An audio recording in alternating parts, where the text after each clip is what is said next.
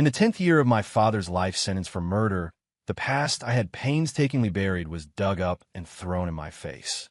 My girlfriend, Chloe, cornered me outside my office, the victim's family in tow. She held a microphone, her voice crisp and journalistic as she ambushed me. "Mr. Cole, are you aware that 10 years ago, Daniel Cole was convicted of murder? The victim's son was left fatherless, leading to a childhood of immense suffering. As his direct next of kin, Mr. Cole, do you believe you bear any responsibility for his actions?" Her expression was so impartial, so righteous, leaving me alone to be flayed alive by the glare of camera flashes and the judgment in 100 strangers' eyes.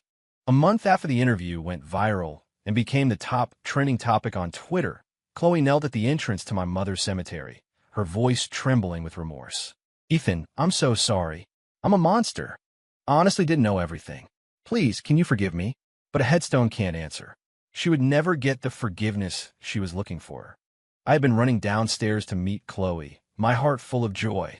In my hand was a new pair of glasses I bought for her on my lunch break. We'd been in a Cold War for 3 days, all because I'd rolled over in my sleep and crushed her old pair.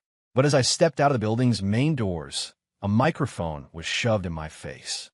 Chloe's voice was as calm as if she were asking what we should have for dinner. "Mr. Cole, Daniel Cole is your father, correct? In 2 days, it will be the 10th anniversary of the murder he committed. As his next of kin, do you believe you have a responsibility to atone for his actions?" Her words exploded over my head like a mortar shell, leaving me, the man who'd been ecstatic just moments before, seeing stars, my hand shaking uncontrollably. I didn't want to be made a spectacle. I forced a smile and reached for her hand. "Chloe, what are you talking about? Don't do this. Whatever it is, we can talk about it at home." She stepped back, avoiding my touch, refusing to let up. "Mr. Cole, the victim's son, Leo Nash, has spent the last 10 years living in the shadow of this tragedy and has never been able to move on. Will you consider offering him an apology and financial compensation?" I blinked, stunned. Leo Nash?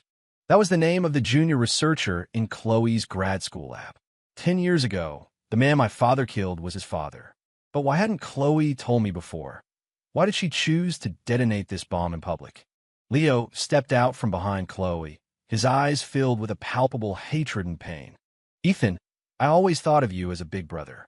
I can't believe the person who caused me all this pain was you all along." Chloe's calm expression finally broke, replaced by one of deep sympathy. But it wasn't for me. It was for Leo, who was now sobbing, his whole body trembling. She moved to his side, wrapping an arm around him and gently patting his back. They looked like a tender, devoted couple. For a moment, I was lost. So, this is how she always comforted him when he was unstable. Ever since Leo had joined her lab 6 months ago, his name had become a constant presence in our lives. He'd have a depressive episode while working a late shift at the lab and call Chloe. She'd rush over to calm him down. We'd be on a date on a weekend, and he'd have a setback with an experiment and text her in a panic. She'd leave to go soothe him. He'd get into an argument with someone, call Chloe, and again, she'd be the one to fix it. Every time, Chloe's reasoning was the same. "Ethan, I have to. Depression can be fatal. You haven't seen the way he cuts himself. He's a human life, Ethan. You're the kindest person I know, right?" She said it with such conviction, as if I were the only one being petty and insecure. But she never seemed to notice that on a few of those occasions, she had rushed out in such a hurry, she'd put on mismatched shoes. Maybe that's when I should have known we were drifting apart. I just never imagined she would bring Leo to unearth the memories I had tried so desperately to kill. The very memories I had once, in a drunken haze, painfully recounted to her as I lay with my back to her. She was now using them as a weapon to kill me all over again. Her tone was sanctimonious, condescending. "Ethan, you can't be like this. Your family is the source of Leo's suffering. You need to take responsibility." I let out a laugh that was pure disbelief. It took me a long moment to find my voice. "Responsibility? What responsibility? Did I kill him? Wasn't I also a victim of that catastrophe?" Before I could finish, a sharp, violent pain exploded across my cheek. I stood there, my head still turned from the force of the slap, the thick taste of blood filling my mouth. Chloe's voice was low but firm. Ethan, you've gone too far. I licked the corner of my split lip and turned my head numbly to look at her. The hand she'd slapped me with was trembling slightly, and under my gaze, she slowly hid it behind her back. I suddenly started to laugh, but huge, hot tears began streaming down my face. Chloe's eyes flickered for a second, and she reached out as if to wipe them away. I took a step back, letting her hand hang awkwardly in the air. Chloe, do you feel great right now? Do you feel like some kind of hero? She frowned. What's that supposed to mean? It means, Chloe, that you and Leo Nash deserve each other. That day, Chloe left with Leo, her face a mask of fury. I was left to face waves of questions from my coworkers, a handprint still burning on my left cheek. I smoked all night, and when I opened my swollen, red eyes at dawn, I discovered that Chloe had uploaded the video of the confrontation to her social media accounts. The title was pure clickbait. Should the son of a murderer be held responsible for the victim's family? Chloe was an influencer with 3 million followers. The video blew up almost instantly. By the time I saw it, the likes were already in the hundreds of thousands. And in the video, my face wasn't blurred out at all. The malice in the comment section felt like a physical force, ready to smash through the screen and hit me. My hand shook as I called Chloe. Once, twice, 10 times. She didn't pick up. It was only after the 79th call that a text from her finally arrived. Ethan, Leo still wants to talk to you. He tried to kill himself again last night. To see it as saving his life. Talk to him, clear the air. I collapsed onto the floor, motionless for a long time. A few minutes later, she added another message, upping the stakes. If you come, I'll delete the video immediately. I agreed. Some things had to be settled.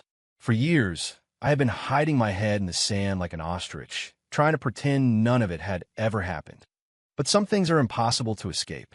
Besides, I had something to say to Chloe, too. For instance, we're done. Chloe said she would pick me up at 10. I didn't object. But that day, it wasn't until 1 in the afternoon that she finally called. I didn't ask her why she was late, just like she didn't ask why I was wearing a mask and a baseball cap, dressed like a thief. I had planned to use this chance to lay my cards on the table and break up with her for good. But the moment I got in the car, her phone rang. She answered it without a second's hesitation. Leo, what's wrong? We're almost there. I packed you some water in the thermos, and there are some chocolate bars in your bag. Have something sweet. Maybe you'll feel a little better. During the 15-minute drive, I listened to her console Leo for 14 of them.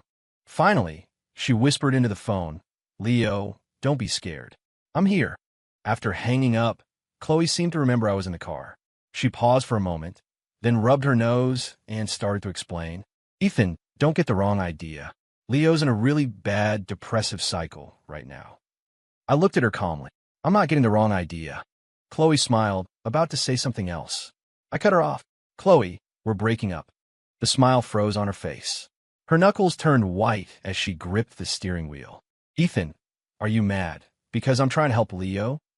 Or is it because of the video? Or was it because I was just on the phone with him? I was so tired. My mind was shrouded in a fog that would never lift.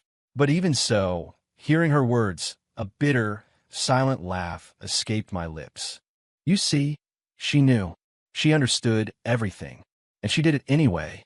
Chloe was still trying to dissect the reason I wanted to break up, her face flushing with anger as she argued. I said only one thing. Leo is waiting for you. He's not in a good state. As if waking from a dream, Chloe grabbed her phone, which had been vibrating incessantly, and answered it as she pushed open the car door. Leo, I'm so sorry. We're almost there. Please don't cry. I calmly followed behind her, listening to her focused, gentle voice coaxing Leo the entire way. Just before she pushed open the door to the private room, Chloe's expression was complicated. She turned to me and said seriously, Leo is in a really bad place. If he does anything, please try to be understanding. After a deep breath, she added pointedly, your father destroyed his family. You owe him this. I was too exhausted to say a word. I just motioned for her to open the door. The next second, a hand pressed against my back and shoved me hard into the room, as if afraid I would change my mind. Countless camera lenses were pointed at me. The flashbulbs were so bright I couldn't open my eyes. Someone knocked the cap off my head. Another hard shove from behind sent me stumbling forward, and I almost fell to my knees. The room was filled with people, and in a chair at the center sat Leo, watching me quietly. His face was pale, and his wrist was wrapped in thick gauze, through which I could faintly see bloodstains seeping. "Ethan," he said my name softly, a slow smile spreading across his lips. "You finally came." I froze, then took a few steps back and turned to leave. But Chloe slowly closed the door, her hand on the knob, her body blocking the exit. The cameras, phones, and audio recorders in the room were all aimed at me. It was a prearranged trial, and I was the only one in the dock. Leo slowly stood up and walked toward me. "Ethan, I've hated you for 10 years. Your father killed my father and left me to be raised by relatives, always feeling like an outsider. Do you have any idea what my life has been like for the past decade?" I opened my mouth to say something, but in the next instant, crack, a vicious slap struck my face. My head snapped to the side, and the taste of blood instantly filled my mouth. A wave of gasps went through the room. The camera flashes intensified, like leeches that had finally found fresh blood. Leo stared at me, his eyes red-rimmed. That one was for my dad. I swallowed the blood in my mouth and slowly looked up at him, my voice hoarse. What happened back then? He wasn't listening. He raised his hand again. Crack! The second slap landed, leaving my ears ringing. That one was for me. My vision started to blur, but I could still make out his expression. He was smiling, a smile tinged with madness and triumph. "Ethan," he said softly, "how does a murderer's son deserve to live such a quiet, peaceful life? Someone like you should be rotting in the gutter." I bit my lip hard, trying to stay calm. "Your dad wasn't the only one who died that night. And it was your dad who started it. He was drunk and belligerent." Leo's hand rose again, but this time he didn't bring it down. He just looked at me and suddenly laughed. "You know what, Ethan?" He leaned in, his voice a whisper. "It was Chloe's idea to have you come today. She said I should let it all out. So how about this, Ethan? Get on your knees and bow to me 10 times, and I'll consider forgiving you." I was stunned. The explanation I was desperately trying to give died in my throat. "Chloe." I slowly turned my head to look at the woman leaning against the door. She was looking down, lost in thought. Leo suddenly grabbed my wrist, his voice breaking. "Ethan, Chloe said that since my life is a living hell, I should make you feel the same way. Give you a taste of what it's like." The camera flashes continued their relentless assault. My mind went blank. And then I remember the Chloe from long ago. Chloe always thought I agreed to date her because she brought me breakfast for 3 months straight. But she never knew that I knew who she was long before she ever knew me. Back in college, a stray cat on campus was nearly hit by a scooter. Chloe threw herself in front of it to protect the cat, earning herself a month in a cast. I watched the whole thing, silently sneering at what a fool she was. Who would risk their life for a cat? But from that day on, my eyes were always on her. When she first confessed her feelings, I rejected her repeatedly, even said some cruel things. I had planned a life of solitude for myself. Every person in this world seemed terrifying to me. But when she handed me her 26th love letter, I saw that same stray cat sitting on a nearby wall. Some impulse made me ask her, "My dad's a murderer. You still like me?" She was taken aback for a moment, and then the look in her eyes softened with a new layer of compassion. The 7 years I spent with her were the happiest of my life. I slowly lowered my dose of Zoloft, and in the 5th year I stopped taking it altogether. Then, in our 8th year, Leo appeared, and Chloe became someone I no longer recognized. For Leo, she didn't hesitate to bring the guillotine down on my neck. Under the blinding flashes, I stubbornly looked into her eyes. She met my gaze for only a moment. Then, her face paling, she looked away. The public trial went viral. Countless influencers and bloggers started debating whether a son should have to pay for his father's sins. The consensus was overwhelming. The apple doesn't fall far from the tree. Of course he should. I scrolled through the comments for what felt like hours, so long that for a moment, I felt like I was 15 again. Back then, the news of my father's crime had torn through our small town. I hadn't done anything wrong, never even said a curse word, but everyone pointed at me, calling me bad seed. From that day on, it was always my fault. If the class fund went missing, I must have stolen it. When a group of kids threw water on me and wrote slurs on my clothes, I must have done something to deserve it. When bullies corner me outside of school, I must have provoked them. The blood in my veins was my original sin. 10 years had passed. I'd foolishly allowed myself to believe I had finally escaped that past. But the person I loved most was the one who personally shoved me back into hell. For a moment, my mind was a total blank, my soul disconnected from my body. Then, the buzzing of my phone seemed to come from far away. I slowly became aware of the strong smell of blood and looked down numbly at the gash on my wrist. Blood had already pooled at my feet. The phone was still vibrating. On some strange impulse, I unlocked the screen with my bloody fingers. It was a message from Chloe. "Ethan, don't blame Leo. He's tried to kill himself over a dozen times over the years. Ultimately, your father is the one who did this to him. Find some time to repent, to apologize to him, and beg for his forgiveness. Leo is a kind person. He'll forgive you." My eyelashes fluttered. The world was spinning from blood loss. I stared at the screen, and the scene from that night flashed before my eyes. A man holding a long knife, frantically stabbing the person clinging to him. After that person collapsed, he raised the knife and slit another person's throat like a chicken's. Blood sprayed everywhere, covering my head and face. The smell of blood in the room grew stronger. Waking from my trance, I threw the phone aside and pressed my right hand over the gushing wound on my left wrist. Then I collapsed onto the floor, caught between sobs and laughter. Yeah, why should I? I'm not the one who deserves to die. Why should I be the one to die? My life is precious. Someone else gave their life to save it. I should live a better life than anyone. I climbed onto the railing of the bridge spanning the river. Droplets of blood from my wrist fell one by one onto the steel below. The night wind whipped around me, making me sway and drawing gasps from the onlookers. Police sirens wailed in the distance. Someone took out their phone to record. Someone else yelled that if I was going to jump, I should just get it over with. It was obvious from their faces that they all recognized me. The murderer's son. A few eggs flew through the air and splattered on my head. The foul-smelling yolk trickled down my face. A middle-aged woman, held back by police, screamed at me. "Son of a murderer. Just die, die, die, die. Scum. People like you should all get the death penalty. He killed my child. Why does his son get to live? It's not fair." I calmly wiped the egg from my face, my eyes fixed on the dark water below. By now, the news crews had arrived, their cameras pointed directly at my face. I smiled. I raised my scarred wrist to the cameras and smiled. My voice was quiet, but it silenced the chaotic crowd instantly. "Hello, everyone. I'm the son of the murderer, Daniel Cole. You've all probably heard about the homicide that happened in a small town 10 years ago. My father, Daniel Cole, killed Leo Nash's father, Robert Nash." I paused, then made a slicing motion across my throat. Yes, a single cut across the throat.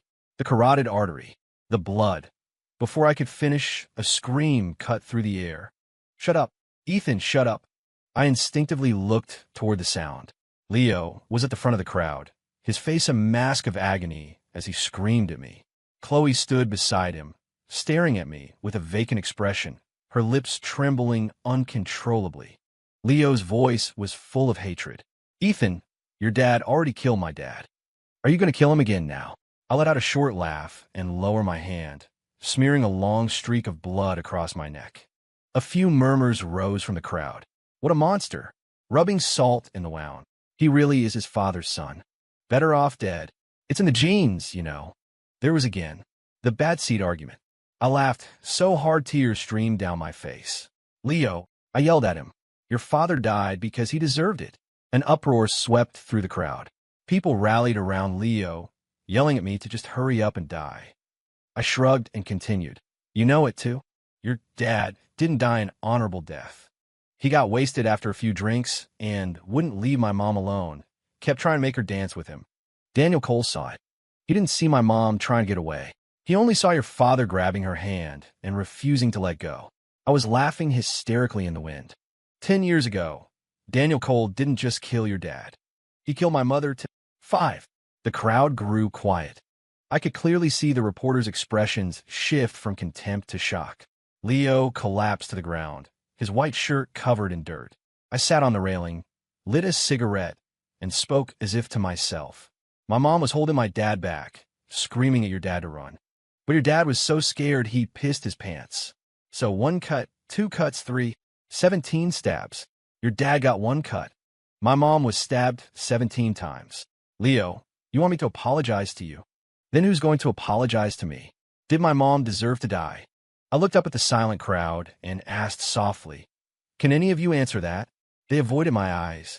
The woman who had been screaming the loudest scrambled to her feet and disappeared into the throng of people. Chloe suddenly broke free from the police and ran toward me, but she tripped over the police tape. She knelt on the pavement, her dress filthy. "Ethan, just come down. I'm begging you, please come down." I looked away, bored. Whatever. I'm going to go see my mom. I let go of the railing and leaned back. In the instant the wind rushed past my ears, I heard a chorus of screams and one gut-wrenching cry of my name. Ethan! I vanished. More accurately, I was presumed dead. The search and rescue team scoured the river for 72 hours and found nothing. Compared to the previous firestorm of debate over the sins of the father, the internet was now silent. It was as if the whole affair had never happened. The only person who seemed to care was Chloe, who lingered by the river day after day.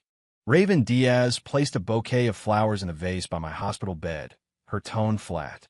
She still won't give up. They took her to the hospital for dehydration a couple of days ago. The minute she woke up, she went right back to the river. I ignored her, focusing on exercise in my left wrist. The cut had been deep, and it had left some nerve damage. Annoyed, Raven rapped her knuckles on the table. "Ethan, are you even listening to me?" I didn't look up. Let her do what she wants. And stop calling me Ethan. Ethan is dead. Raven scoffed. If you had just taken my offer years ago, you wouldn't have had to go through all this crap, faking your own death to get a new identity. My hand paused. I looked up at the woman leaning against the wall. A scar ran from her chin down to her collarbone, giving her a fierce look. Her father gave it to her with a broken bottle when she was 5. Raven Diaz was the daughter of a murderer from our hometown. Her reputation was even worse than mine. Her dad was a serial killer, 6 victims.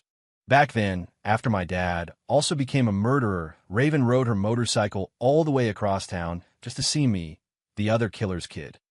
I was curled up on the ground, getting beaten up by a group of guys. Raven watched for a good half an hour before she kicked a trash can over, scaring them off. She had bleached blonde hair and a hard look in her eyes. She sized me up like I was a new toy. "Hey," she asked, "your dad killed someone. And he killed your mom, too." I pulled my torn shirt straight and looked up at her blankly. "Are you going to hit me, too?" Raven paused for a second, then shook her head. "Oh," I got up. That day, Raven followed me all night, right up until I got home. After that, I'd see her outside school every now and then, sitting on her motorcycle, smoking. She'd blow smoke in my face, her voice a lazy drawl. "Your dad's a murderer. My dad's a murderer. They all say we're a match made in hell. Want a date?" The first curse word I ever said to her was, "Screw you." After that, Raven and I managed to have actual conversations. Sometimes she'd chase off the kids who were bullying me, then follow me in silence. She knew I was just enduring it, waiting until I could get into college and leave that town for good. But Raven always used to tell me, "Ethan, one day you're going to regret this. We're not like them. We're different." At the time, I scoffed at her words. I figured if I didn't trust anyone, no one could ever hurt me. Unfortunately, Chloe became the exception, and Raven's words came true. We were different from them. They could stand on their pedestals and judge us from on high, even when we had done nothing wrong. The autumn leaves rustled outside the window. I suddenly laughed. "Raven, when you told me to call you if I ever needed anything, did you always know it would come to this?" Raven smiled. "Damn right. If I hadn't been working my ass off all these years, your life probably would have ended in that river for real." 6 Raven was now the owner of a successful import-export company with a small but effective network of connections. She contacted me the moment she saw my story trending. All I said was, "I don't want to be Ethan Cole anymore. I wanted Ethan to disappear in that river for good." Raven agreed.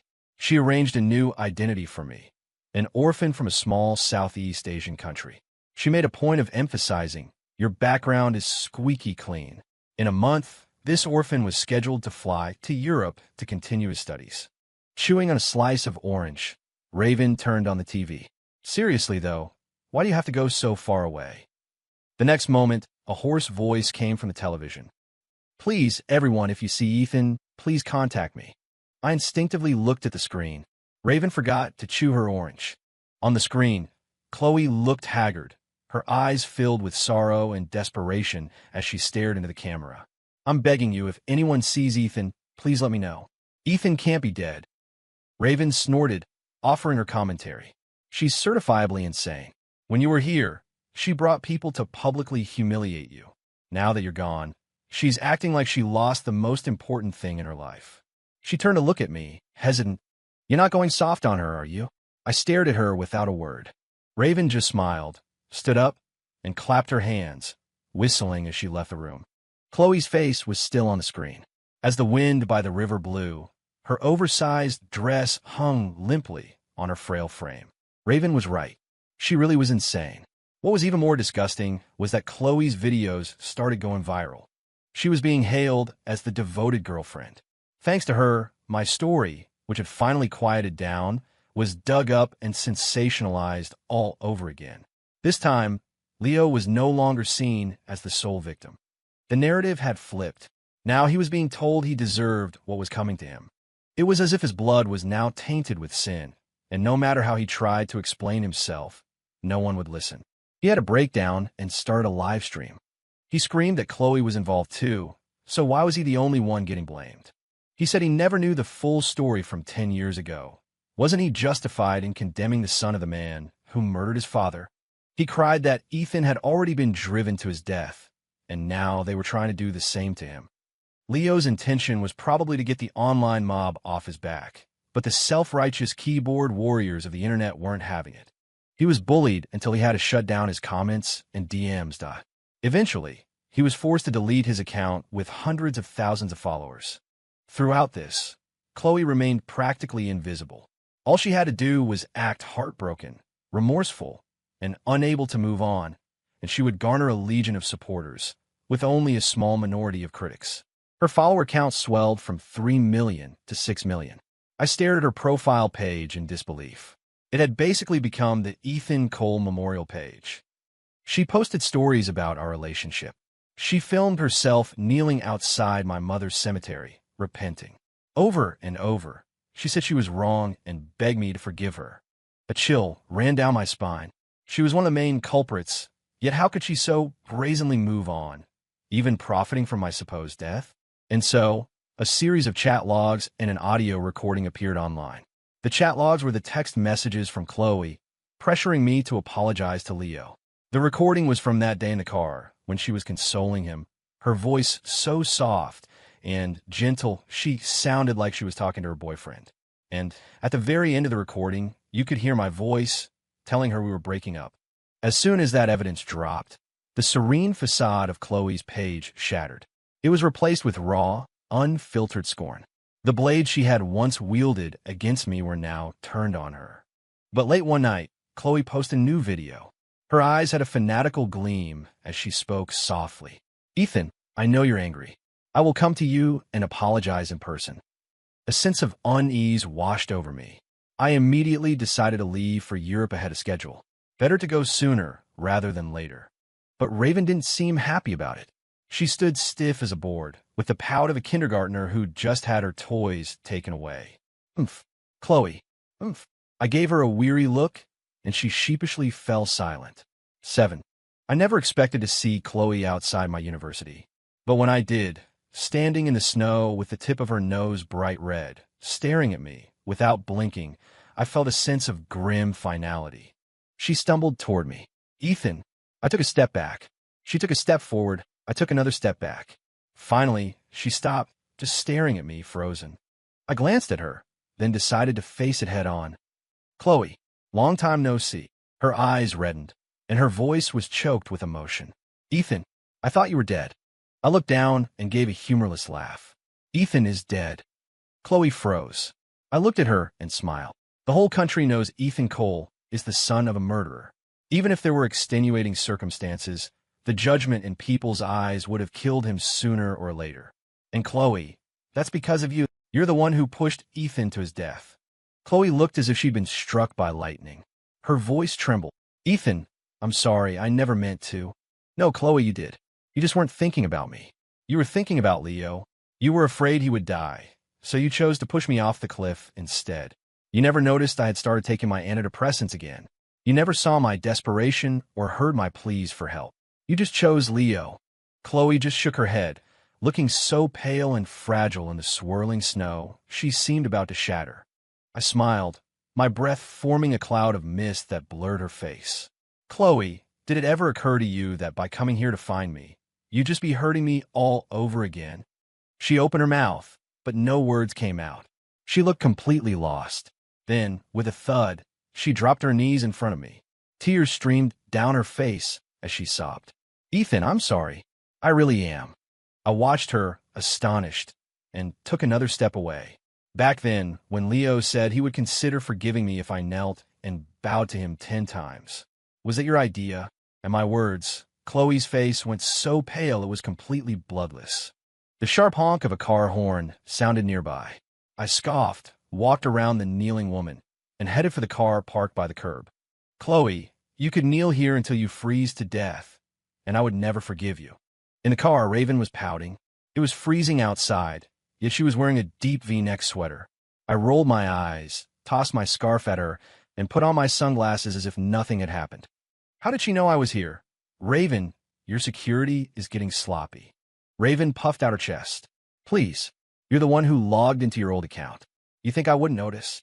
My face remained impassive as I lifted my hands to my mouth to warm them with my breath. The next second, my hands were enveloped by a pair of smaller, warmer ones.